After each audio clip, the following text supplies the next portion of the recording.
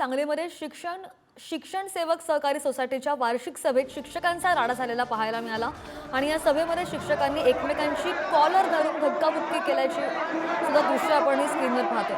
मागील सभेतील विषय मंजुरीवरून सोसायटीच्या सत्ताधारी आणि विरोधकांमध्ये ही धक्काबुक्की झाल्याचं कळतंय आणि माधवनगर रोडवरील डेक्कन हॉलमध्ये ही शिक्षण सेवकांची 91वी वार्षिक सर्वसाधारण सभा पार पडली।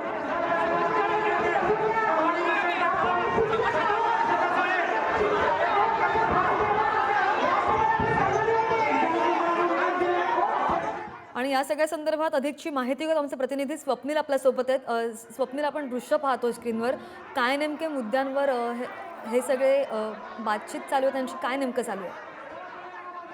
नक्कीच श्रद्धा, सांगलीतील माधवनगर रस्त्यावर असणाऱ्या एका डेक्कन हॉलमध्ये शिक्षण सेवक सहकारी सोसायटीच्या वार्षिक सभेच्या ही सभा आयोजित करण्यात आली होती। तसं पाहायला गेलं तर ही वार्षिक सभा नेहमी त्यांची वादग्रस्त राहिलेली आहे। गेल्या वर्षी देखील सभेमध्ये धक्काबुक्कीचा प्रकार घडला होता, यावर्षी देखील हाच प्रकार झाल्याचा पाहाव्यास मिळते। गेल्या सभेमध्ये जे विषय मांडण्यात आले होते त्या विषयाच्या मंजुरीवरून हा गोंधळ झाला।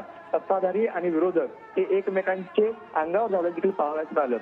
सभेला सुरुवात झाल्यापासून वादविवादाला सुरुवात झाली होती। त्यानंतर गेल्या वर्षीच्या सभेमध्ये जे विषय मांडले होते त्याला अद्याप मंजुरी का दिली नाही, यावरून विरोधकांनी चांगलाच गोंधळ घातला। तर यावेळी झालेल्या वादावादीचं पर्यावरण धक्काबुक्की झालं देखील पाहाव्यास मिळालं। त्यामुळे सत्ताधारी गटातील शिक्षक आणि विरोधी गटातील शिक्षक एकमेकांच्या अंगावर झाले, त्यांनी थेट एकमेकांची कॉलर देखील पकडत एकमेकांना धक्काबुक्की केल्याचं पाहाव्यास मिळालं।